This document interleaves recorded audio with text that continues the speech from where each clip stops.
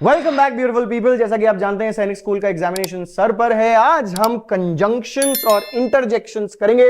Without any further delay let's get right into it. Conjunctions क्या होते हैं भाई, सबसे पहले हम समझेंगे।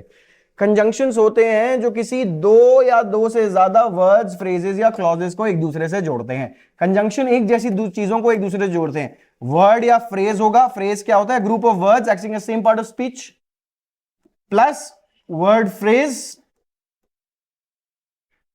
या क्लॉज। क्लॉज क्या होता है? Verb, subject plus verb, subject plus predicate. Predicate में क्या आता है? वर्ब तो मेनली आता ही आता है।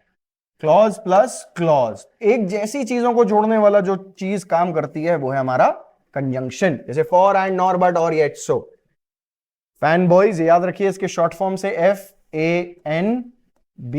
FANBOYS, fan boys.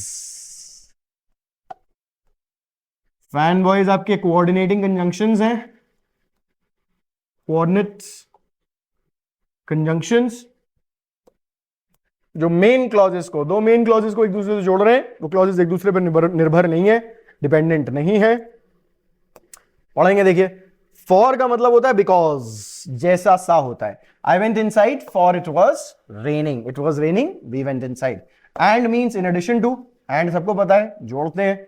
Nor means and not, ना ये ना वो। Vijayshree does not eat peas, not does she eat crates.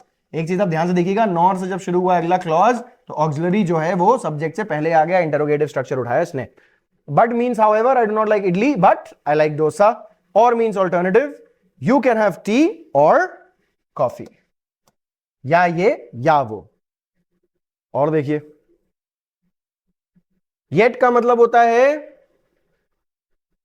But. She was unwell yet she went to school. She was unwell, but she went to school.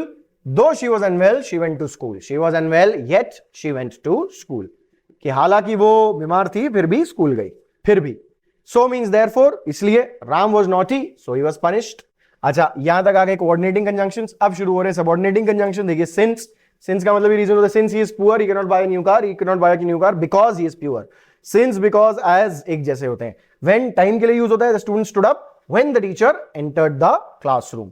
Whenever भी time के लिए, I will come over whenever you call me. जब भी, ये जब भी। और examples, until means time के लिए यूज होता है, until भी। I will stay here until you come. जब तक आप नहीं आओ तब तक मैं यहां रहूंगा। जब तक, until का मतलब जब तक। until जैसा ही till होता है, बिल्कुल same. Please stay here till I come back, जब तक मैं वापस आऊं तब तक यहीं रहो प्लीज। while means के दौरान। The girls danced while the boys sang. लड़कियां नाच रही थी, उस दौरान लड़के गा रहे थे। As का मतलब यही because और since वाला। As he did not work hard, he failed. Because he did not work hard, he failed. Since he did not work hard, he failed. There should be a comma here. He failed as he did not work hard. Why का भी मतलब reason के लिए होता है। I do not know why she behaved badly with you. मुझे नहीं पता कि वो आपके साथ उन्होंने बुरा बर्ताव क्यों किया। और एग्जाम्पल देखिए, although का मतलब कॉन्ट्रास्ट में यूज होता है। Although he was tired, he could not sleep. He was tired, but he could not sleep. So but के जैसा यूज होता है पर दूसरे क्लॉज के साथ। अगर but लगाना होगा तो although हटा के यहाँ पे yet या but लगा दूंगा। Although he was tired, he could not sleep. He was tired, yet he could not sleep. He was tired, but he could not sleep. Although he was tired, he could not sleep. हालांकि वह थका हुआ था, वह सो नहीं पाया। Where का मतलब प्लेस के लिए यूज होता है। I know where he lives, मुझे पता है वो कहां रहता है। Unless कंडीशन के लिए यूज होता है। You cannot pass unless you work hard. Until time के लिए था, unless कंडीशन के लिए था है। हाउ मीन्स मैनर, मैनर के लिए यूज होता है। Do you remember how we went to Varanasi? अच्छा, आप कहेंगे कि भाई यही हमने एडवर्ब्स में भी पढ़े थे ये तो। How, where, when. हाँ, ये एडवर्ब और कंजंक्शन दोनों की तरह काम कर रहे हैं, तो इनको एडवर्बियल कंजंक्शंस कहते हैं। ये दोनों ही हैं, ये एडवर्ब्स भी हैं जो आपको एडवर्ब ऑफ रिलेटिव एडवर्ब्स जो हमने पढ़े थे इससे पहले, एडवर्ब्स में आप जाके पढ़िएगा, आपको फिर समझ में आएगा। और ये कंजंक्शंस भी हैं। ऐसे ही Ram is so amicable that everybody likes him. That यहां पे रिजल्ट की राम इज सो एमिकेबल कि सब लोग उसे पसंद कर रहे हैं। इतना प्यारा है कि सब लोग उसे पसंद करते हैं। आफ्टर भी टाइम के लिए यूज होता है। Call me after you reach home, घर पहुंचने के बाद मुझे कॉल करिएगा। बिफोर भी टाइम के लिए, meet me before you leave, मुझसे मिलना निकलने से पहले। So that means purpose, she works hard so that she may pass, so she may pass, so that is the same as so, she works hard so she may pass. Whether means choice, whether choice के लिए use होता है। We will play whether she likes it और not. Whether और ज्यादातर साथ में आते हैं, वेदर और अधिकतर साथ में आते हैं। We will play whether she likes it और नॉट। इफ कंडीशन के लिए यूज होता है you will pass if you work hard, if you work hard you will pass. अगर आप मेहनत करेंगे तो आप पास हो जाएंगे। वेदर और नॉट मतलब चाहे, चाहे पसंद हो या नहीं, चाहे हो या नहीं, चाहे या। तो वेदर और का जो होता है चाहे या का मतलब निकलता है। ऑलराइट, अगर एज सिंस और बिकॉज के साथ शुरू हो रहा है सेंटेंस तो आप सो नहीं ऐड करेंगे, देयरफॉर ऐड नहीं करेंगे। दोनों का एक ही मतलब होता है, या तो सो देयरफॉर लगेगा या एज सिंस बिकॉज लगेगा। देखो, as he did not come to the function comma his gift was sent to him. अब एज अगर यहां से हटा दूं, he did not come to the function, so yeah, therefore or hence his gift was sent to him.